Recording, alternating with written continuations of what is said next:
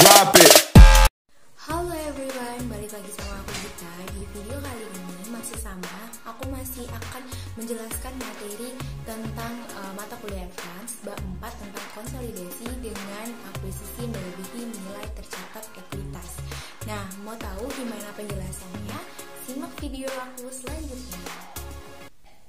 Konsolidasi dengan akuisisi melebihi nilai tercatat. Karakteristik konsolidasi dengan akuisisi melebihi nilai tercatat, dalam praktiknya jarang akuisisi itu dilakukan oleh perusahaan pengakuisisi dengan menyerahkan nilai akuisisi yang sama dengan nilai tercatat. Namun, untuk kasus yang sudah kita bahas mengenai bab 3, itu jarang terjadi. Kenapa bisa seperti itu? Karena sebelum melakukan akuisisi, pada perusahaan lain, suatu perusahaan yang akan mengakuisisi itu pasti melakukan yang namanya uji kelayakan. Apa yang dilakukan perusahaan pengakuisisi sebelum dia melakukan akuisisi dengan perusahaan lain? Dia akan melakukan uji kelayakan. Ada beberapa hal yang harus diuji untuk memastikan bahwa ini layak atau tidak. Misalnya ketika saya mengakuisisi perusahaan A, apa yang saya dapatkan? Nah, ini yang menjadi bahan pertimbangan. Mungkin ketika saya mengakuisisi perusahaan ini, perusahaan yang memiliki reputasi baik di mata pelanggan, hal ini banyak memberikan keuntungan untuk perusahaan saya. Karena reputasi yang baik, kemudian reputasi manajemen yang mungkin juga bagus. Nah, nanti ketika perusahaan ini saya akuisisi, maka perusahaan ini akan dikelola dengan manajemen yang solid. Nah, pertimbangan inilah yang akan diuji kelayakannya. Maka besar kemungkinan perusahaan akan diakuisisi itu dapat memberikan atau membayar atau mengeluarkan biaya akuisisi itu lebih tinggi dari nilai tercatatnya. Uji kelayakan juga menilai nilai wajar dari aset maupun liabilitas yang dilaporkan perusahaan yang diakuisisi. Nah, kemudian secara pembuatan laporan keuangan konsolidasian itu sama dengan di bab 3. Hanya nanti kita menemukan perbedaan di jurnal eliminasi, di mana nanti akan muncul beberapa akun yang tidak kita temui ketika kita menyusun laporan keuangan konsolidasi pada nilai tercatat. Selanjutnya, timbul pertanyaan. 1. Bagaimana jika PTA mengakuisisi melebihi nilai tercatat dari ekuitas PTB? 2. Bagaimana jika PTA mengakuisisi dengan nilai di bawah nilai tercatat? Kita mulai dari contoh kecil dulu. Anggaplah, dalam pengakuisisiannya tanggal 1 Januari 2015, PTA mengeluarkan investasi senilai 1,5 miliar untuk mengakuisisi seluruh kepemilikan pada PTB. Berarti ia mengakuisisi 100% nilai investasi 1,5 miliar ini. Merupakan nilai wajar konsolidasian, yaitu nilai wajar yang ditetapkan nilai investasi sebesar 1,5 miliar ini sebagai nilai wajar. Nah, pertimbangan inilah yang disebut konsiderasian. Maka jurnal yang dibuat dalam investasi pada PTB 1,5 miliar pada kas 1,5 miliar.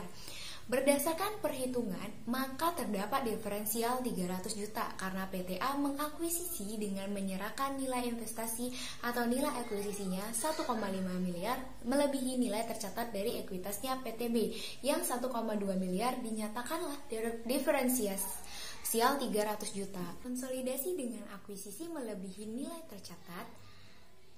Karakteristik konsolidasi dengan akuisisi melebihi nilai tercatat.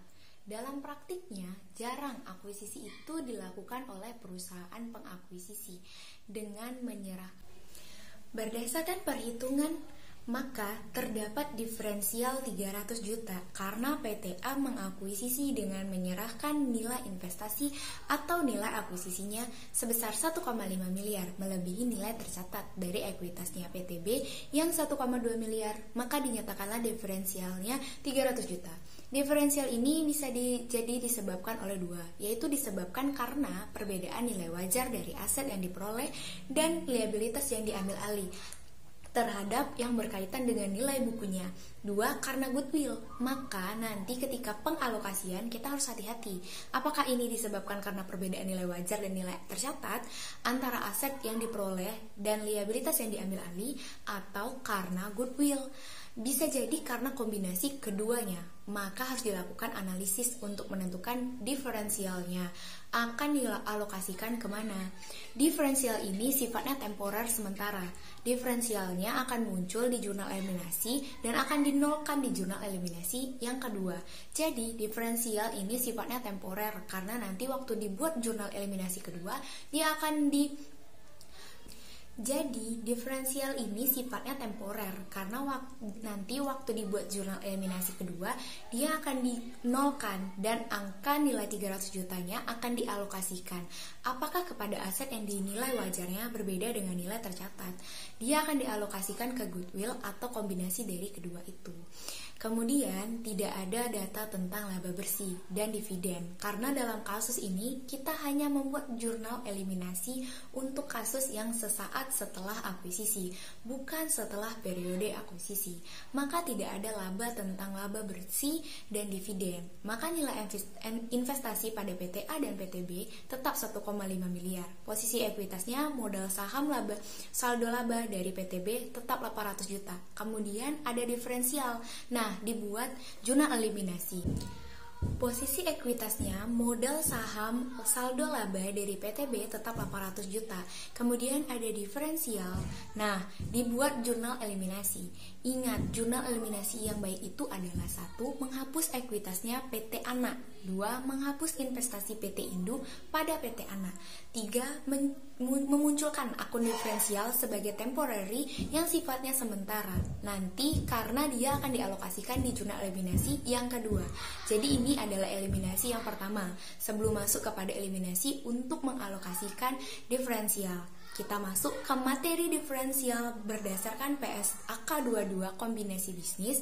Diferensial harus dialokasikan. Jadi kemungkinan dia dialokasikan itu ada 2. 1. Ke aset yang diperoleh dan liabilitas yang diambil alih yang mempunyai nilai wajar yang berbeda dengan nilai tercatat. Misalnya dalam akuisisi itu aset tanah dan aset bangunan itu nilai tercatat dan nilai wajarnya berbeda. Maka diferensial itu akan dialokasikan pada kedua aset ini karena dia memiliki nilai wajar dan nilai tercatat yang berbeda. Atau diferensial itu akan dialokasikan ke goodwill. Lalu kapan dia dialokasikan ke goodwill? Untuk menghitung goodwill itu, maka dengan membandingkan konsolidasi nilai wajar atau nilai investasi dibandingkan dengan nilai wajar dari aset bersih. Sehingga nanti ketika kita sudah membuat jurnal eliminasi, maka diferensial ini yang muncul ketika dibuat jurnal eliminasi dia akan dinolkan. Lalu di mana dialokasikannya? Ya, tadi apakah ke aset yang liabilitas yang dinilai wajarnya berbeda dengan nilai tercatat atau ke goodwill atau kedua-duanya. Sebelum kita melihat jurnal eliminasi untuk diferensial, saya akan menjelaskan tentang aset teridentifikasi dan liabilitas diambil alih. Dalam PSAK 22, ketika terjadi akuisisi, maka aset teridentifikasi yang diperoleh dan liabilitas yang diambil alih itu harus tetap memenuhi definisi aset dan liabilitas dari kerangka dasar penyusunan laporan keuangan pada tanggal akuisisi, atau maksudnya ada kemungkinan ketika kita mengakuisisi, kita itu sebenarnya memperoleh aset berupa paten, tapi patennya dihasilkan oleh perusahaan anak melalui proses secara internal. Secara standar, suatu aset tak berwujud yang diciptakan melalui proses internal tidak boleh diakui. Jadi paten itu hanya boleh diakui kalau dia diperoleh dengan cara dibeli. Tapi kalau diperoleh melalui ciptaan sendiri atau dihasilkan sendiri, maka itu tidak boleh diakui. Hal ini sebenarnya bernilai pada waktu mengakuisisi.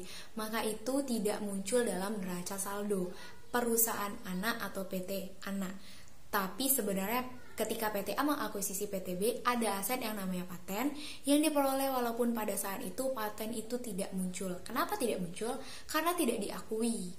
Nah, selain itu, PSAK 22 juga menjelaskan bahwa ada kemungkinan munculnya suatu aset atau liabilitas baru yang sebelumnya tidak diakui oleh pihak yang diakuisisi. Jadi PTB sebelumnya tidak mengakui adanya ini karena tidak diperbolehkan. Tapi menurut PSAK 22, PTA boleh mengakui adanya aset berupa paten tersebut pada saat akuisisi. Berbicara tentang goodwill, bagaimana cara kita memperhitungkan goodwill? Goodwill itu diperhitungkan dengan membandingkan antara nilai konsolidasi wajar dibandingkan dengan nilai wajar dari aset yang kita peroleh dan liabilitas yang diambil alih. Selain itu juga, goodwill tidak diamortisasi, tapi dilakukan pengujian penurunan nilai. Jika terdapat indikasi bahwa telah terjadi penurunan nilai aset, lalu kapan terjadi penurunan nilai aset? Ketika nilai tercatat dari aset tersebut lebih tinggi dibandingkan nilai yang dapat diperoleh kembali. Nah, nilai yang dapat diperoleh kembali ini ditentukan berdasarkan nilai yang lebih tinggi. Jadi, bisa memilih antara nilai wajar dikurangi dengan nilai penjualan dibandingkan dengan nilai pakai atau hasil investasi di masa mendatang. Nah, pembelian dengan diskon pada PSAK 22 mengindikasikan bahwa investor harus mengakui keuntungan yang dihasilkan dari pembelian dengan diskon ini melalui laba pada tanggal akuisisi. Namun, sebelum mengakui keuntungan tersebut, perlu dipastikan apakah investor telah mengidentifikasi secara tepat dan menyeluruh aset yang diperoleh maupun liabilitas yang diambil alih dari pihak yang diakuisisi. Nah, itulah tadi penjelasan saya mengenai bab 4 tentang konsolidasi dengan akuisisi melebihi nilai tercatat ekuitas. Nah, semoga penjelasan-penjelasan ini bisa menambah ilmu untuk teman-teman semua. Terima kasih kepada teman-teman yang sudah menonton. See you!